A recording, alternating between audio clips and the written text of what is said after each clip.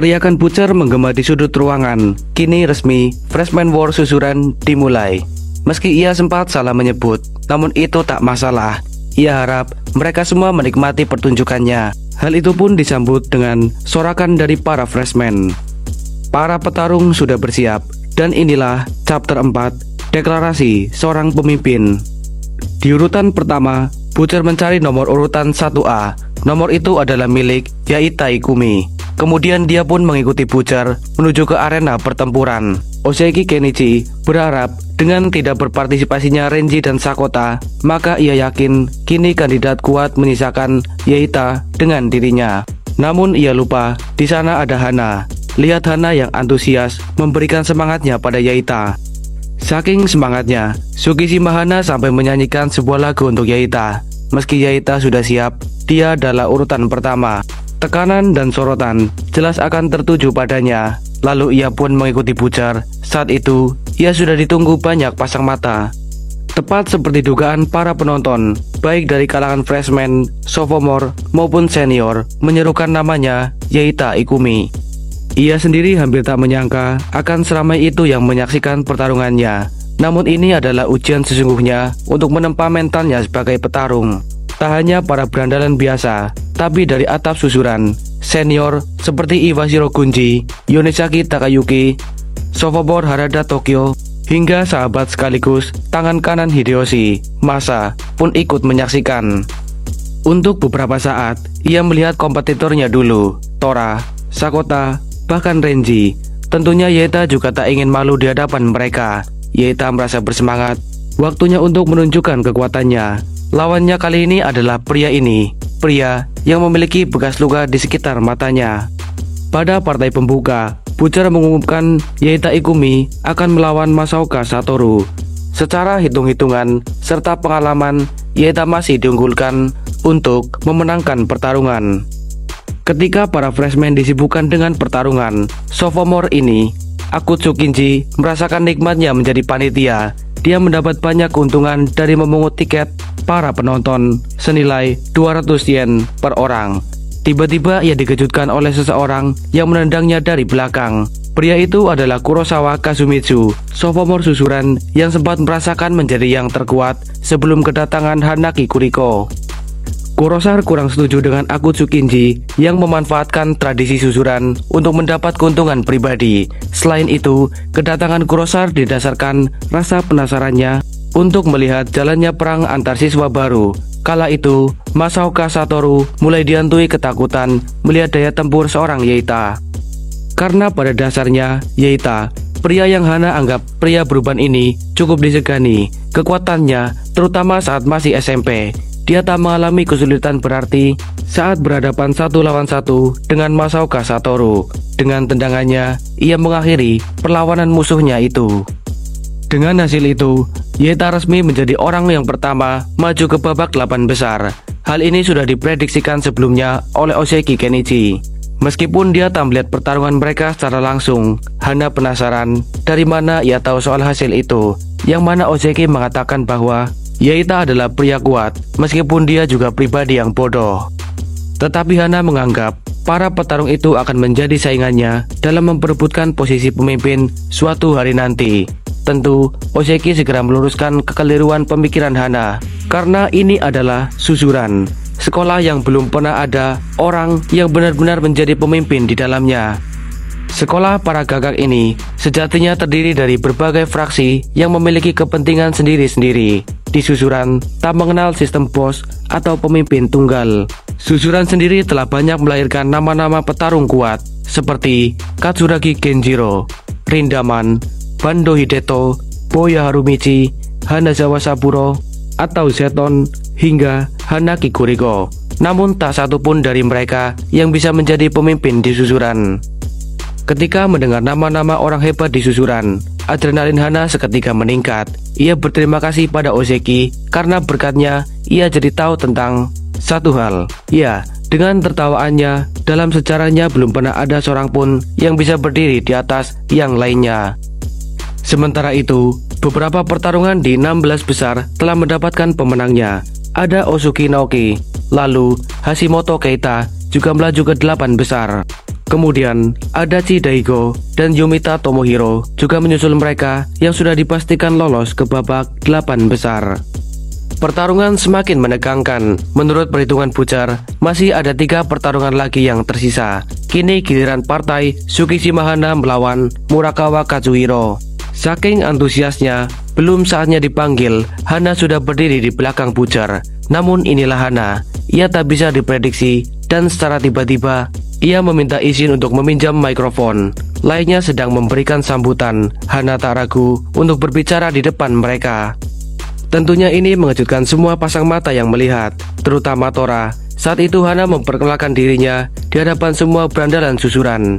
Ya, dia dengan lantang menyuarakan ambisinya untuk menjadi bos susuran dan menyatukan mereka semua. Deklarasi itu ia tutup dengan lambaian tangan dan senyumannya yang lebar. Sangat mengejutkan. Bahkan Tora, Sakota, maupun Renji tak bisa berkata-kata mendengar deklarasi Hana barusan. Berbagai macam reaksi menyertai deklarasi Hana. Namun, kebanyakan dari mereka menolak dengan keras karena berani-beraninya ia menyuarakan hal tersebut. Akan tetapi, sosok Tsukishima Hana memang seperti itu. Itulah yang membuat Hana menarik di mata teman-teman atau keluarga Omehoshi. Deklarasi tersebut mengejutkan para sophomore seperti Butcher, Harada Tokyo maupun Kurosawa Kasumitsu, dan juga para senior yang menyaksikan secara langsung seperti Kome, Masa, dan Gunji. Tiba-tiba dari belakang Tora, seseorang bertepuk tangan diiringi tertawaannya yang keras. Tanpa diduga, sosok itu adalah Hanazawa Saburo atau Seton.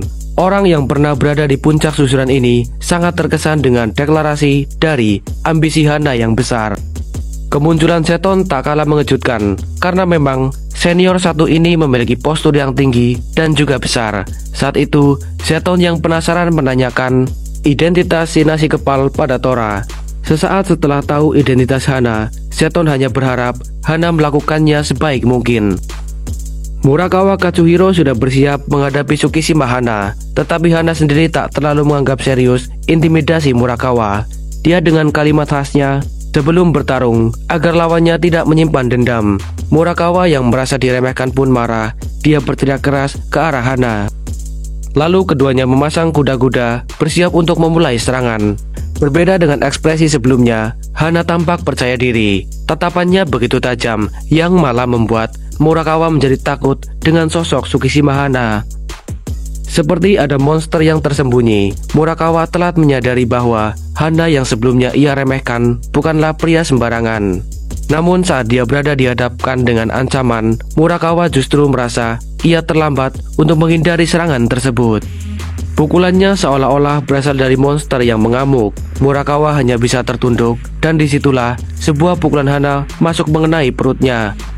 Jelas ini akan membahayakan dirinya. Selain kekuatan dan teknik, akurasi Hana juga mengesankan. Untuk beberapa saat, Murakawa dibuat tak bisa berkutik. Dia terdiam, merasakan sakit yang luar biasa, sampai akhirnya dia berlutut dan tumbang secara perlahan di hadapan Tsukishima Hana. Yap, pertarungan itu berakhir dengan cepat. Hana tak menahan diri, dia menyelesaikannya hanya dengan satu pukulan. Saat itu, Seton yang menyaksikan pertarungan itu pun kembali menanyakan namanya pada Tora. Ia merasa sosok Tsukishima Hana tak hanya besar mulut, namun dia memang memiliki potensi menjadi petarung yang kuat.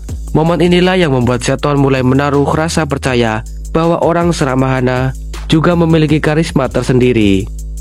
Dialah Tsukishima Hana, demonstrasi yang luar biasa untuk memperkenalkan diri di hadapan semua berandalan susuran.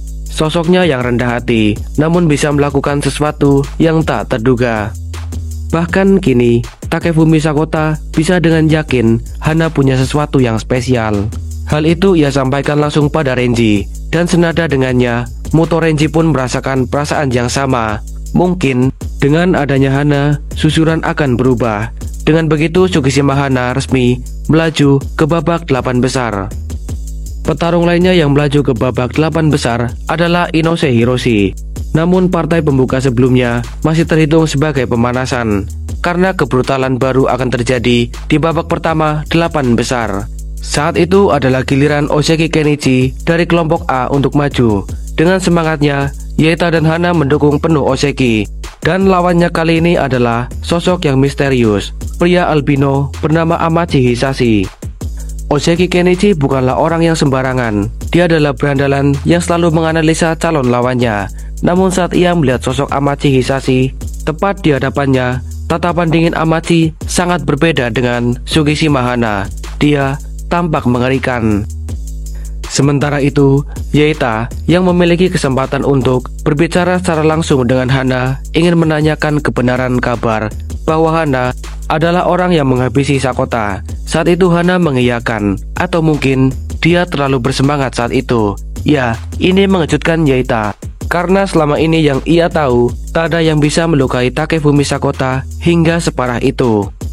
Namun di tengah obrolan Yaita dan Hana, dari pertarungan Ozeki melawan Amachi, sudah diketahui siapa pemenangnya. Amachi Hisashi bahkan tak butuh waktu lama untuk menumbangkan Ozeki. Dia terkapar di tanah meski Amachi belum mengeluarkan keringat sama sekali. Disinilah letak perbedaan Amachi dengan para petarung lain yang berhasil maju ke babak 8 besar. Sosok yang masih misterius ini tak cukup hanya menumbangkannya. Ia kembali menyerang Ozeki yang terkapar dengan tendangan-tendangannya. Ya, serangan-serangan lanjutan itu Yaita prediksi bisa mematahkan tulang rusuk Ozeki. Sakota pun tak percaya ada orang sebrutal itu di turnamen kali ini. Namun, bukan hanya itu. Meski tahu Ozeki sudah tak berdaya, Amachi berniat untuk mematahkan tangan Ozeki. Dan tanpa ragu melakukannya di hadapan berandalan susuran lainnya. Tak berselang lama setelahnya, terdengar teriakan keras Ozeki. Kala itu tak ada suara, tak ada yang berbicara. Bahkan, senior-senior susuran terdiam melihat keganasan Amachi. Sebagai panitia yang bertanggung jawab atas perang antar siswa baru, Butcher berusaha untuk menghentikan tindakan Amachi. Pemimpin fraksi Butcher ini merasa tindakan yang Amachi lakukan sudah berlebihan. Jelas dia tak suka dengannya jika tindakannya hanya untuk menunjukkan kekuatannya di hadapan yang lain. Namun, Amachi yang tak mengeluarkan sepatah kata pun malah memegang kepala Butcher, lalu memberinya sebuah tendangan lutut ke arah wajahnya. Butcher yang tak siap dengan serangan itu pun terjatuh. Saking kuatnya, hidungnya pun sampai mengeluarkan darah. Kejadian ini bisa mengejutkan semua orang karena seorang junior bisa berani menyerang salah seorang pemimpin fraksi terbesar di susuran. Mendapati dirinya diserang juniornya, Amachi, Butcher tak tinggal diam. Meski pendarahannya lumayan hebat, ia kembali berdiri. Tentu pria yang satu ini tak ingin sampai dirinya dipermalukan di hadapan siswa-siswa susuran. Dengan cepat ia mengatur posisi untuk menyerang Amachi. Akan tetapi, Amachi Hisashi adalah orang yang sangat tenang. Dia bisa membaca arah serangan Butcher, sehingga ia bisa dengan mudah menghindari pukulannya. Malahan, dia berhasil melayangkan pukulan balasan yang dilanjutkan dengan tendangan lutut ke arah perut. Tak berhenti di sana, Amachi yang berada dalam posisi unggul langsung menghujani Butcher dengan pukulannya, dan tanpa ampun, ia mengakhiri perlawanan sophomore susuran itu. Seisi susuran terdiam menyaksikan kekalahan Kanbei Yoshikatsu di tangan Amachi. Namun seolah memasang aura pembunuh, Amachi belum puas. Karena bagi dirinya, tak ada yang spesial di susuran. Ketika hari sudah menjelang petang, di situ perhatian Amachi hanya tertuju ke satu orang. Tak lain tak bukan adalah sosok Sugishima Hana. Ini merupakan pertemuan pertama antara Hana dan Amachi. Keduanya tahu seberapa jauh perbedaan kekuatan di antara mereka. Oke, sekian dulu alur ceritanya. Kita lanjut di chapter berikutnya. See you on next video. Bye-bye.